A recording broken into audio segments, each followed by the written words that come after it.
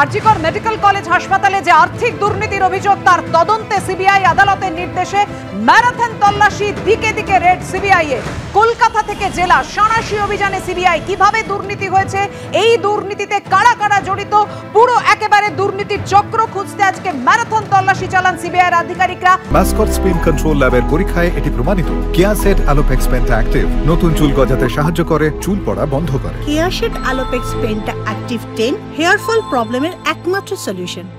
এক যোগে 15 জায়গায় রেড, বিভিন্ন জায়গায় বেলেঘাটার বাড়ি গিয়ে সন্দীপ ঘোষকে সিবিআইয়ের ম্যারাথন জিজ্ঞাসাবাদ, টানা 9 দিন সিজিও কমপ্লেক্সে প্রশ্নবানের পর এবার বাড়ি গিয়ে জিজ্ঞাসাবাদ করেন সিবিআইয়ের আধিকারিকরা।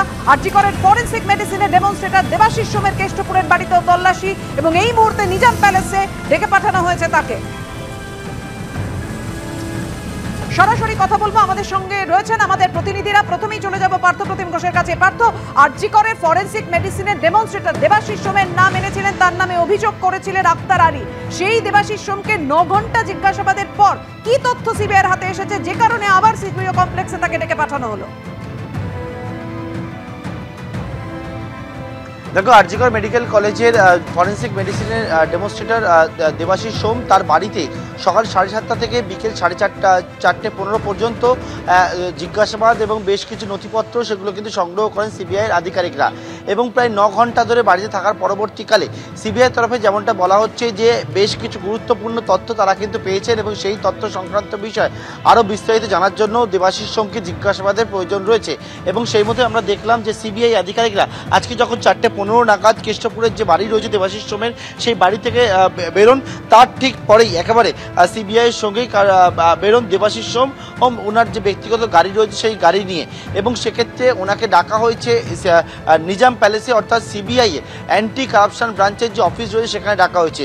যে অফিসারেরা তারা বাড়িতে ছিলেন তারাও কিন্তু ইতিমধ্যে তার বাড়ি থেকে আবারও নিজাম প্যালেসে এসে পৌঁছেছেন এবং যে তথ্যগুলো তারা পেয়েছে, গুরুত্বপূর্ণ তথ্য তারা পেয়েছেন বলে দাবি করা হচ্ছে সিবিআইয়ের তরফ থেকে, সেই সমস্ত তথ্যের উপর ভিত্তি করে আরও জিজ্ঞাসাবাদের প্রয়োজন রয়েছে এবং সেই জিজ্ঞাসাবাদ ইতিমধ্যেই শুরু করেছে সিবিআই এর অ্যান্টি কারাপশন ব্রাঞ্চের অফিসারেরা।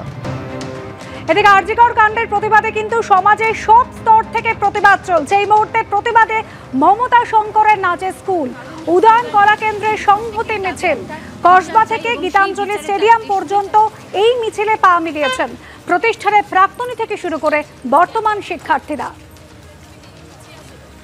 অন্যদিকে বিবেকানন্দ পার্ক থেকে গড়িয়াহাট মোড় পর্যন্ত মিছিল, এবং এই মিছিলের উদ্যোক্তা হচ্ছেন কলকাতা কর্পোরেট ক্রিকেট ফ্রেটার্নিটির সদস্যরা। কালো মাস্ক পরে মৌন মিছিলে সামিল হন প্রতিবাদীরা।